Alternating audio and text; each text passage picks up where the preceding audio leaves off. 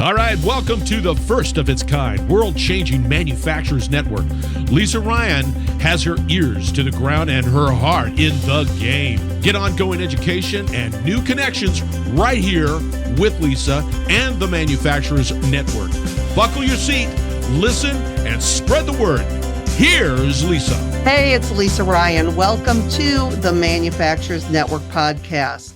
Our guest today is Ron Crabtree.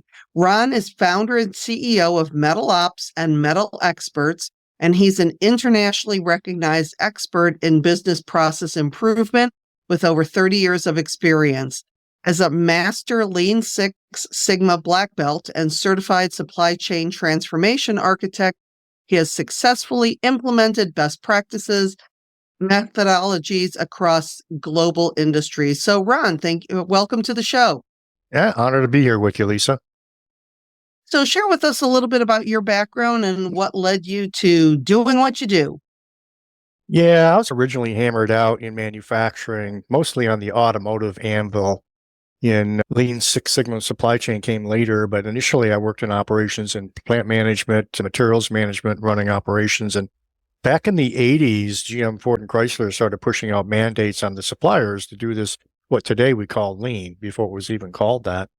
And I always got to step back and ended up being responsible for learning and applying stuff. So we were doing design of experiments and we were doing just-in-time inventory and all kinds of cool stuff back in the late 80s before Womack and Jones even wrote the book, Lean Thinking, that came out in the 1990s. So I've always been a real fan of what it takes to be successful.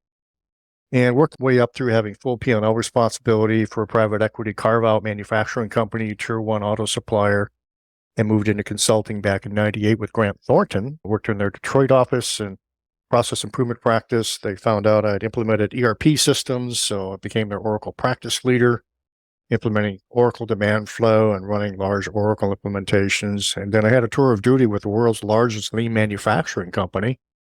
At the time, Lean Manufacturing Consulting Company, they had a lot of ex-Toyota folks. So I got to spend a lot of time elbow to elbow with Toyota's expats, among other things, leading a large team for the Ford production system deployment at Ford Motor Company assembly plants at several states in the U.S. So had the joy of learning a lot of really cool stuff from some really cool people. And since then, as I started Meta Ops, Meta Experts over 20 years ago, focus very much on thought leadership. What does it take to be successful as you're trying to transform the business? And it's not the tools, it's really about the people and getting the people part right.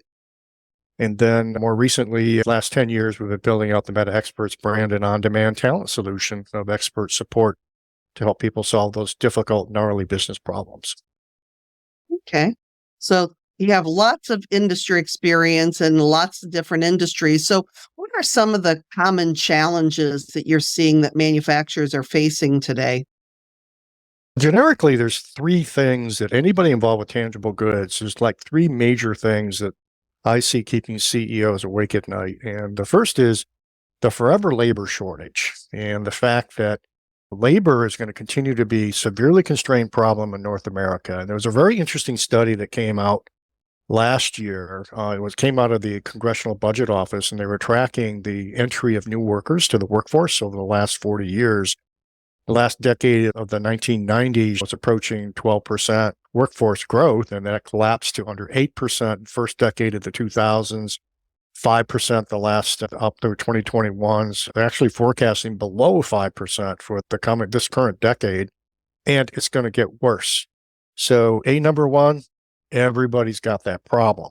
And it's not going to get better absent major changes in immigration policy in North America or something different in birth rates that we don't see today coming anytime soon. The second thing that keep people awake at night is digital transformation, digitization of work. AI is the big buzz, but clearly if you're not figuring out how to adopt and at least be somewhere near the front of the pack, you're going to get left in the dust. When your competitors who figure out how to leverage digital transformation AI, which, oh, by the way, is a piece of the puzzle of how to deal with a labor shortage. And then finally, you got to do more with less. And it's less transportation, less footprint, less waste, less everything. And that, again, is universal impact that manufacturers have to cope with. And in the face of reshoring and nearshoring, how do you overcome the differences in the cost of labor, for example? You can't get it all in logistics, savings, and tariffs and all that good stuff. You've got to find other ways to get it done with less of everything to be successful.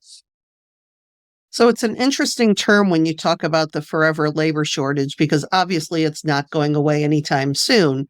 So when you're looking at things like automation and AI and things that are going to, in some areas, allow us to hire fewer people than we needed to before, what are some of the things that you're doing, that you're seeing as far as attracting the people that you need, providing them the skills that they need to do the job? And then, of course, after you do all that, how do you keep them?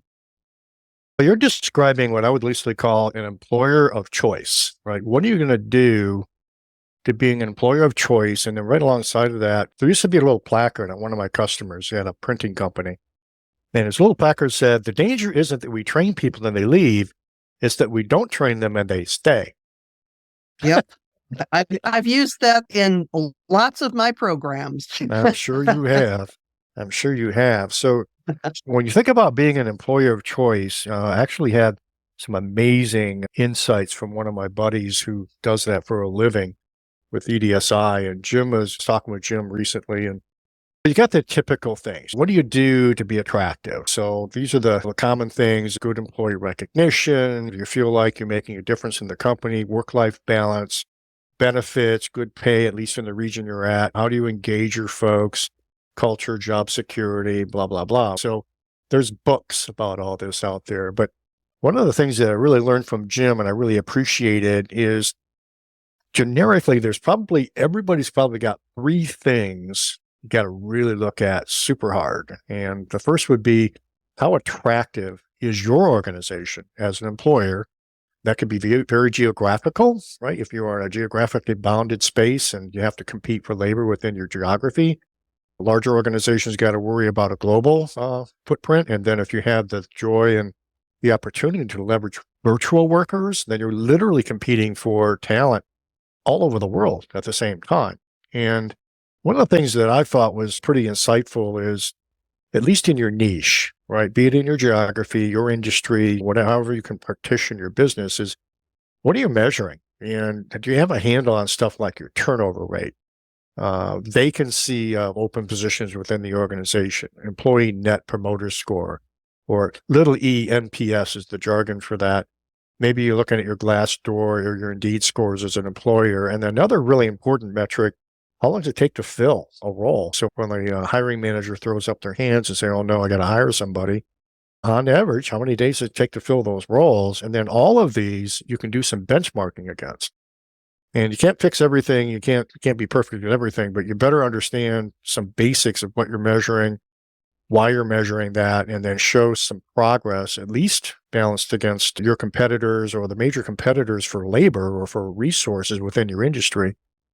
And the other one I thought was particularly important, and it's looking inward, saying, how do employees describe your culture as an organization? If you very randomly, discreetly were to ask employees, how do you describe our company's culture? You got to really listen to that. If they're talking about, yeah, I make good money, that's a red flag, because they're not telling you if they like working for the company. Do I really get the leadership and direction I need? Do I feel like I have growth plans, or the company does provide, right? All that long list of potential things. Do they talk about things associated with the culture and the way we behave as an organization? And the thing about culture, and I know I'm preaching to the choir here, Lisa, is culture is going to happen. Once you have two or more people working in an organization, you're developing an organizational culture. We can let it happen, or we can choose how we're going to drive culture, the code of honor, if you will, conditions of satisfaction, be part of the team. What's it mean to be part of this organization? That's something as leaders we have to consciously think about, which leads us to, do you have a solid talent management strategy? And is that part of your overall company strategic plan? And to get a feel for how serious your organization is taking it, where is HR slotted in? Are they tucked in under the CFO? Are they tucked in under finance or under operations someplace? Or does the HR or the chief talent officer, if you will, sitting at the C-suite level, or even with direct interface to the board? And that tells us a lot about company culture right there, right? How important do we see talent management? Are we transactional managers treating people like chattel, you know, poker chips to be played on the board? Or are we treating people as the differentiator upon which we're going to be successful as an organization? So that would Yeah, it's be interesting. my short answer about that Yeah. employer of choice problem. Yeah. And it's interesting when you mentioned first about being an attractive employer to work for. I think in manufacturing, and yes, culture is really important, but even walking in and how attractive are the employee work areas? We think of manufacturing as dark, dirty, and dangerous. We Yep. think about when I was in the welding industry, it was everything your mother ever warned you about. And now going in, and is it light? Are the walls painted? Are the employee areas ones that are as nice as the customer facing areas? So these little things, it's really amazing how a bucket of paint can make a huge difference as far as just in your ability to attract people, because it's a part of that whole employee experience and employee culture is they're working in a place that's decent to work in. What are your thoughts on that? I agree with that. And there's dimensions to it, right? So if you can't be safe, nothing matters, right? Exactly. And the Yep. companies that I've seen that are successful at really good employee engagement have a brutal mindset around safety, right? Hmm. And so lost time accidents, the goal isn't, oh, I want to have no more than X number per year. No, the goal is zero. And then they keep that line of thinking of, well, so if our goal is zero lost time recordable accidents, anybody gets hurt, what about near misses? How many of those are acceptable? And you've got to culturally say the number's zero. Now, do we ever get there? Maybe not. But are we emotionally committed to this notion that we are going to be a safe workplace, period? In fact, you make that part of your condition of satisfaction if you begin to engage in behaviors that don't demonstrate safety awareness and a commitment to safety for yourself and others, you can't be part of the team. And it's interesting when you think about OSHA factories that I've seen, they'll have, and I don't see it as much because I think they've gotten the memo that we've gone 360 days without an accident. And it's number one, OSHA doesn't like that because it doesn't create a safe environment because they don't want to be the person that messes up the 361 days that they went without an accident. So I believe that it's a whole mindset because employees have to feel safe as far as if they see something going wrong, if they see somebody is on the way to a near miss, that they can say something about that and not think that, oh, you're just being a tattletale. It's no, dude, I want you to go home safely at the end of the night, just like I want to go home safe. Exactly. And I would argue, Lisa, that you've got to take that notion of safety and extend it to the emotional side. Mm-hmm. How safe do I feel to be able to speak up, offer my Yeah. opinion? Am I listened to? Can I disagree with what we're doing, but then be honored being listened to and heard out? Or is it an environment of fear and thou shalt follow our little minutia and you're pushed into a box? Do you feel emotionally safe to develop, reach out, and do more if you're inclined to do that as part of that team? If you can be physically safe, absolutely, no questions asked. Without that, nothing else matters. But can we also move down the emotional safety quadrant? And I think in going along those exact lines is the mental health part of that, because with the pandemic, there was so much loneliness and isolation and burnout and fear and everything. And it's easy for us to see somebody with a physical disability. It's okay, they have a limp or something, and that makes sense to me that they're hurting. But if I see somebody who's suffering from depression, back in the day, I just wanted to say, put a smile on your face, buttercup, suck it up and get back to work. And now we have to understand that employees, because of technology and because of work life balance and everything, we need to create a safe environment where when somebody says, you know what, I'm struggling here, that we don't think that they're just trying to jack the system and take advantage of us, that we really listen to them and create that safe space for them to come forward. Agree completely. And I ran across a pretty interesting word I hadn't really heard. You've heard of presenteeism? Yep. And then there's the spin on that, and I can't remember the name. It's disengagementism or something like that. I'm showing up for work, I'm there, but I'm not present. I'm not really part of the team or interested in what we're trying to accomplish. Have you bumped into that in your I around here? think, isn't that the one that they're calling vacationing now?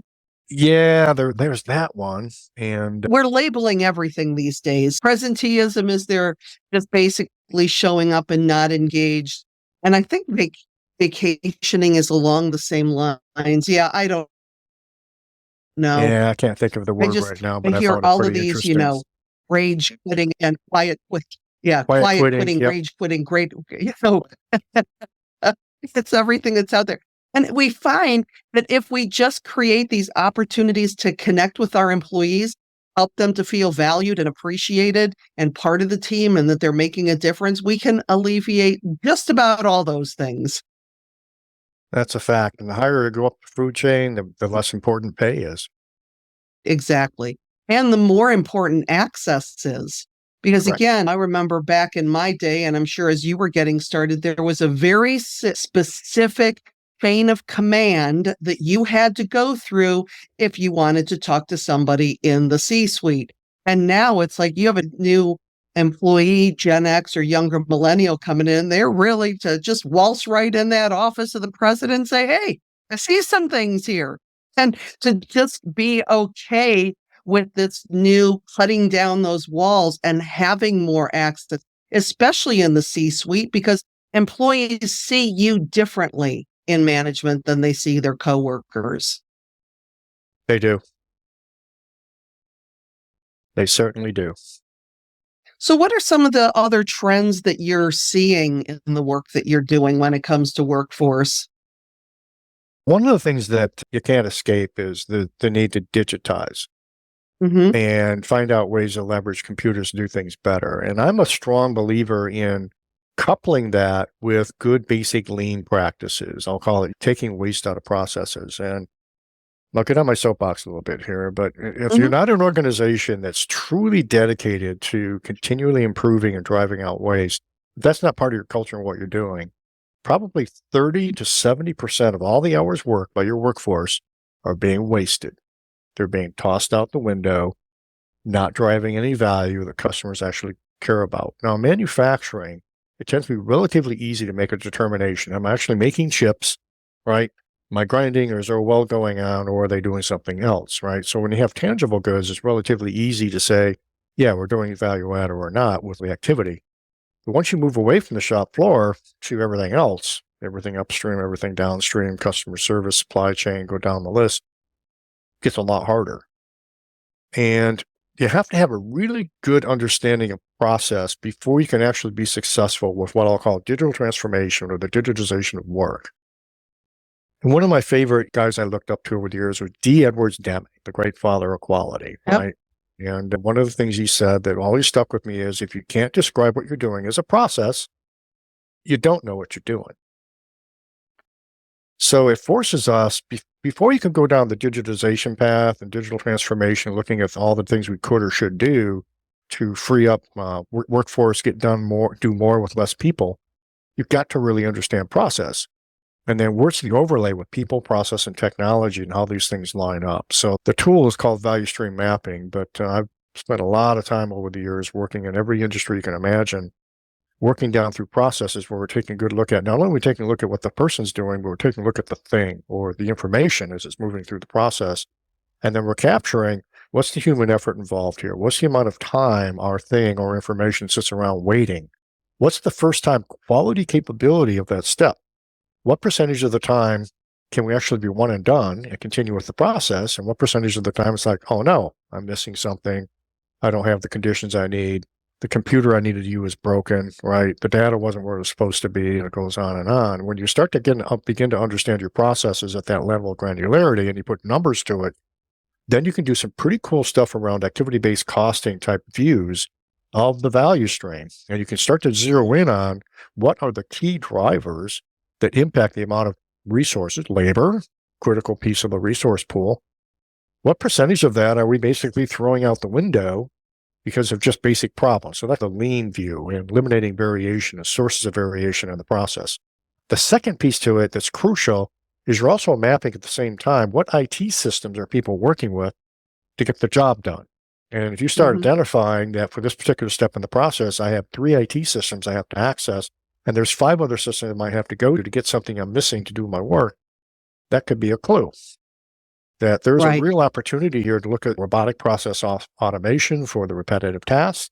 There's a great opportunity there to look at, should we be using AI to anticipate the kinds of things somebody's going to need before they get to the task?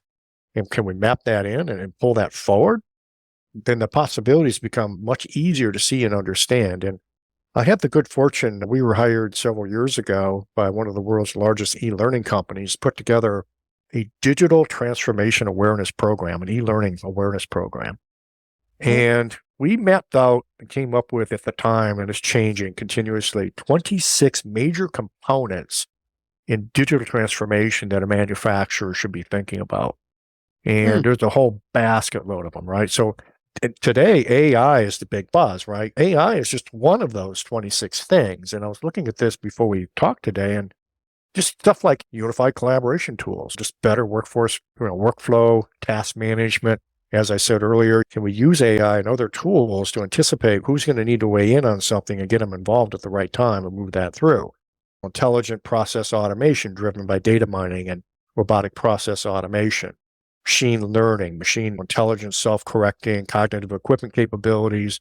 Of course, just plain old robotics, but that's both the physical and also the transactional robotics. So we talk about robotics in manufacturing, we think about a robot waving a welder around, right? Or doing laser cutting or water cutting or whatever. It goes well beyond that to all the other things that go on that are more transactional.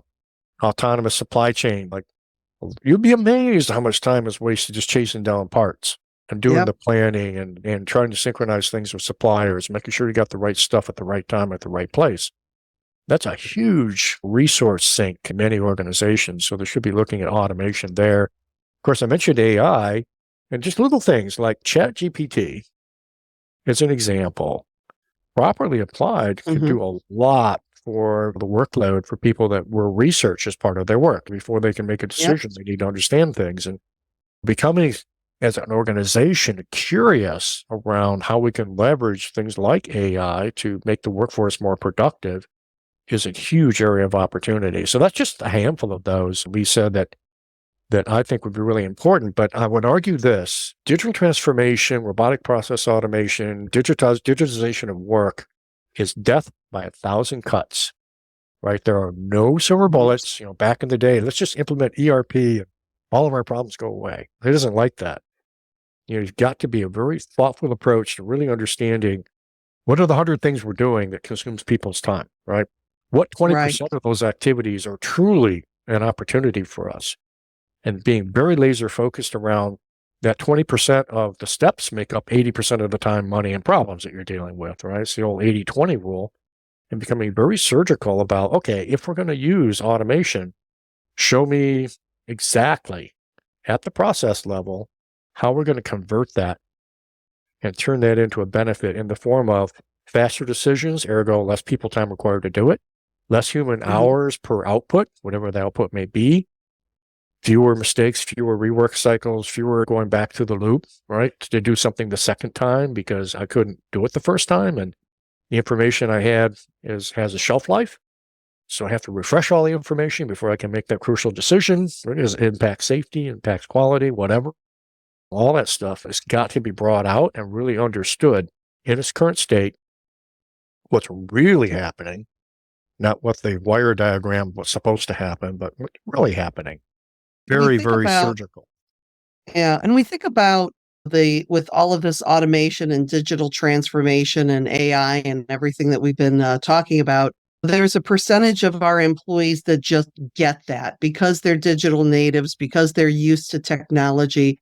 But we also have a whole bunch of employees that are not as familiar with technology. Their brains aren't wired for it like some of the younger people. And especially when it comes to adapting things that there may be an idea, oh, this is just going to take my job and I'm going to be out. So I think that not only making it more comfortable for the people that need a little bit longer to process technology, but also in order to get the buy-in there, realizing that we're not putting that genie back in the bottle. So what are you seeing companies doing as far as making sure that they're giving people the right skills that they need to be able to go along with the digital transformation and AI and everything that we're moving towards if they're not necessarily comfortable or born that way? Yeah, that comes back to the workforce development strategy, right? So this is where an organization needs to sit down and have a careful conversation about what will work look like here in 5 years. And have a really careful, thoughtful conversation around what needs to be different, what will have to be different. And there's benchmarking, there's things you can do to begin to get out in front of that and understand it. And for the sake of discussion, if it means I'm working off a tablet for everything I'm going to be doing out on the shop floor for assembling a piece of equipment, that could be a leap for folks that aren't comfortable with navigating technologies, finding information they need to do the work. But if that's the reality of where we need to go, then there's different techniques that organizations have success with. And one of them is a self-driven employee development program. Have you ever heard the term versatility diagram? Mm-mm, no. At a high level, you think about it this way. On the left-hand side, left top to bottom, here's a list of all of our employees, right? And then across the top, the other way, you've got here are the key skills and abilities that employees need to have to perform the various jobs, right? Okay. So you start with what we're doing today, right? They know how to turn on the CNC, they know how to program it, they know how to change tools, blah, blah, blah, like in a machine shop. But then out to the right of there, you start saying, what are the skills of the future that this workforce is going to need to be good at? And then you create a safe environment around encouraging people to realize today you're fine, everything's good, but 3 years from now, you're going to be obsolete. So Right. we'd like you to be part of the future. We're giving you a chance to understand and envision that as we go. So that's one of the components is you create a safe environment for people to recognize change and new skills are required, A, and then B, incentivize them to get involved, help them understand that, hey, if you want to stick with us, you want to be with us for the rest of your career, that's great. Things are going to change, and here's what you're going to need to be working on to be part of that. The second Yep. piece that has to go right along with that, Lisa, in my opinion, as we start talking about how we do things today and how we need to be doing it in the future, that technique I call value stream mapping Okay. should be a very, what's the word I'm looking for here? Not invasive, but immersive. In other words, we need to pull in those old timers, right? And help us understand Right. what we're doing today. Why are we doing that way? Do you really like doing all that stuff? Or would you rather be spending your time doing something that makes a difference? So they can start to buy into the notion that they can do things with a higher value with their time and make more of Yep. a contribution to our customer experience and how we're getting things done. If you can make that collaboration and you begin to have the visible picture of here's what we're doing today, this is what we're going to need to be doing in the future, but you give them a voice in Yep. honoring how did we get here? Why are we doing it that way? And then what's the benefit to us as individuals and to the organization and to our customers? We're doing it differently in the future state. So to the extent we can engage them in visualizing, envisioning that future state helps knock some of that down. Okay. Yep. And as a practical matter, there's a certain percentage of the workforce, no matter what we do, they're unable to or willing. And then Yep. that's back on us for our talent development methods. We still need people to empty garbage cans. We still need people to Absolutely. pull stuff off trucks, put stuff in boxes. And the people Hmm. who want to aspire to doing something different, want to move into those jobs of the future, shouldn't be handling boxes. Exactly. We have covered a lot in our time together when it comes to workforce, and I'm sure that we could continue to go on and on talking about this. So if somebody did want to continue the conversation and find out more about you and what Meta Ops and Meta Experts does, what's the best way for people to get a hold of you? You can always reach out to me and connect through LinkedIn. And then my email address is rcrabtree. So the first letter of my first name, last name at metaops, metaops.com. And you can always go out to metaexperts.com and check us out. There's buttons to click there to talk to somebody, and they'll get you connected with me. Okay. Ron, it has been a pleasure having you on the show today. Thank you so much for joining me. Thank you, Lisa. I really enjoyed myself. I'm Lisa Ryan, and this is the Manufacturers Network Podcast. We'll see you next time. Thanks for listening to the Manufacturers Network Podcast. Do me a favor and share this podcast with your friends and colleagues so we can grow this network and connect more fantastic folks just like you. You can either send your buddies to the website at manufacturers-network.com or share the Manufacturers Network podcast on your LinkedIn, Facebook, Twitter, Instagram, or wherever you and your industry friends hang out. The bigger and faster we grow the network, the stronger and deeper the community we'll all have. Thanks again, and I appreciate you.